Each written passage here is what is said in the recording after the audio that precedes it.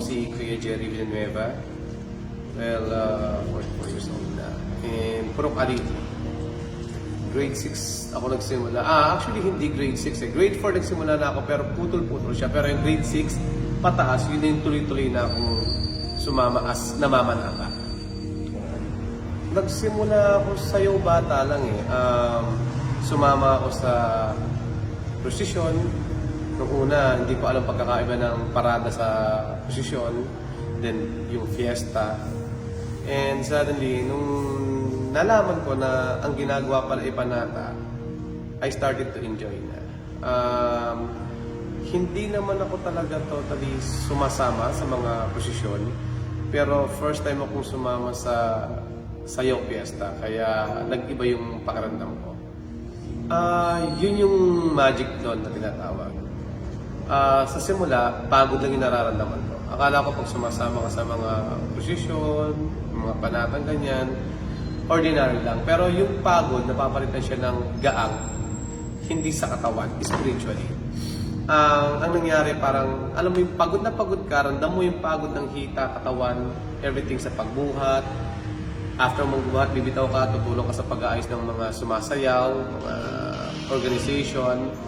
Actually, miski wala pang organization noon, mga bata-bata lang. Pero naramdaman ko yung pakiramdam na ang sarap maging bahagi ng kapistahan. Hindi lang basta panata ang nangyayari dito. Pero at the same time, hindi lang wish ang kagustuhan ng ibang tao, kundi yung devotion nila kung paano nila pasalamatan, mahalin, at kung ano yung miracle na nangyari sa kanila. Kasi parang nung una parang wala lang, parang hindi naman siya magic talaga. Wala rin namang nangyaring special sa akin. Pero ang maganda ay, that time na nagsimula na akong namanata kay Tata M, gumaang yung buhay ko. Buhay in the sense na sa trabaho, pamilya, at part na rin konting financial. Pero totoo siya eh. Mabigat siya pag meron kang something na mabigat din sa kalooban. Pero gagaang siya, mararamdaman mong parang gumaang, hindi sa dami ng taong nakapasa. Gagaang siya pag magaang na yung kalooban mo. Ibig sabihin, yung wala kang galit, wala kang sama ng loob.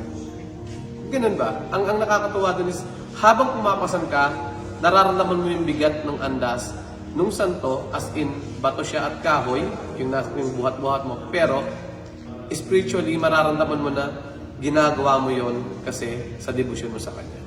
Ako din, ginagawa ko to kasi, ang isang example dito yung sa tatay ko dati na may sakit.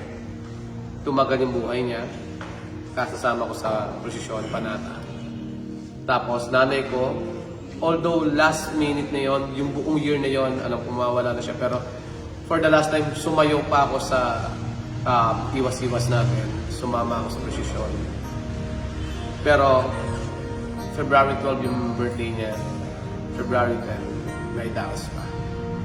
Nabigyan ko pa siya ng bulaklak. Alam mo yung pakiramdam na napakasarap magaan. Merong pangyayari na nagaganap kapag isa kang namamanata. Sinasabi nga nila, hindi mo siya nakikita agad-agad. Hindi siya basta ibibigay na pera o pagkain o kung ano mang problema mo na madulutas agad. Hindi. Ang nangyari sa parte ko, wala akong trabaho. Nawala ng trabaho, I'm out of job. Pero alam mo yung sabi nga nila, old saying, God will provide. Nagkakaroon ako ng extra income na kung saan man nanggagaling, may sideline, may kaibigan. And then at the same time, pati yung trabaho, hindi ako nababakante. Sa loob lang ng 1 or 2 buwan, may trabaho na. Hindi lang pandemic o COVID ang hadlang para ituloy ang pamamanata natin. Marami tayong pinagdadaan ng problema. Miski bago pa dumating ang pandemya, meron hindi nakakasama sa posisyon kasi mayroon silang dapat i-priority, unahin. Pero kung talagang nasa kalooban natin, nasa puso natin,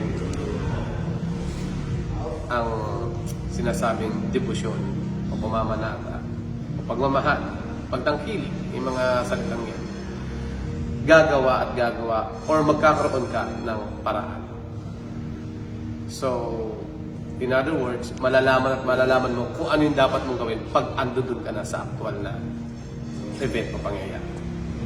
So, para sa mga namamanata, sa mga dancers, sa mga